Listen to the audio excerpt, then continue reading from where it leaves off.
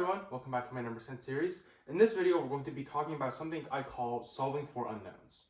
So this is a kind of problem in which they give you something like 2/5 of 106 is 1/10 of what?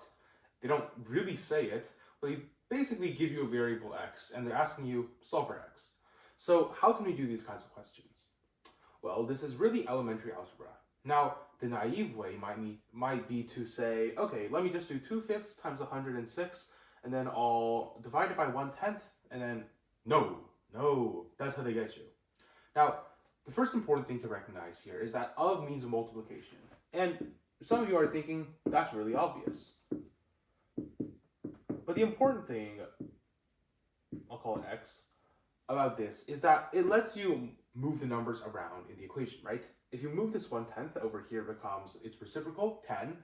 And so we can just get our unknown by multiplying all of this by the reciprocal of this number. For example, here it would be 2/5 times 106 times 10 equals x, or 2/5 times 106 divided by 1/10 equals x.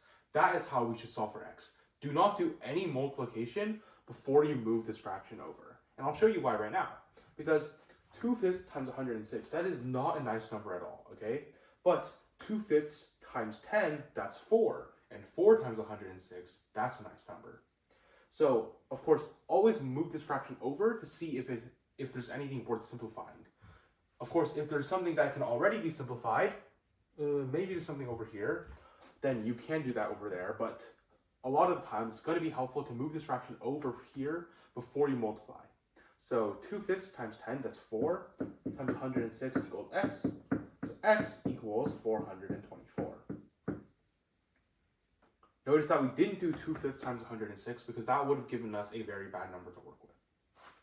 So something similar here, 3/4 times 22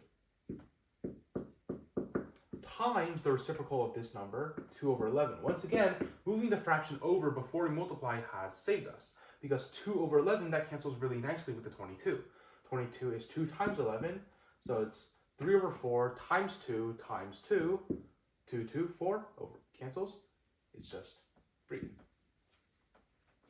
Not too hard, it's just keeping track of the numbers in your head, basically, is the important thing. So let's try to do this question without writing anything down to kind of see what it's like in context when you're doing these. Now, 3/4 times 25, then times the reciprocal of this. So 3/4 times 25 times 7/5. Now, the thing I notice is that 7/5 and 25 can cancel. 7/5 times 25, that's 7 times 5, which is 35.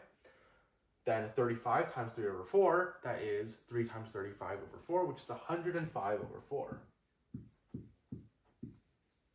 So really, it's just multiplication, just in your head. Now this question, once again, don't multiply. This is not nice, but once you move the 21 over it, it becomes nice. Because we have 2/7 times 15 times 21.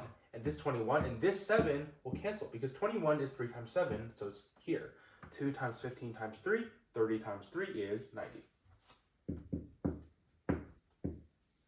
Now our final question, once again, let's try to do this in our heads. So we have 3/10 times 18 times 5/6.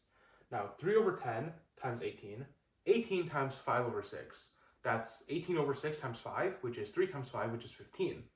Then 15 times 3/10, that is going to be 5 times 3 times 3 over 2 times 5, which is 3 times 3 over 2, which is 9/2.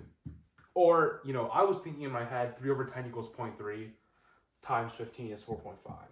I was trying to convert this into a fraction over here. But same thing, it just depends on what format they want in the question, really.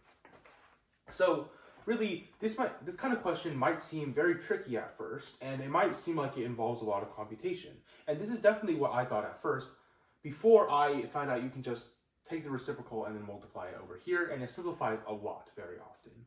So do not fall for the trap of always multiplying here and then dividing by 1/10. Don't do that. Always move this over, see if anything simplifies, because usually it will, and then your job is going to be made a lot easier. So thank you guys for watching, and I'll see you next time.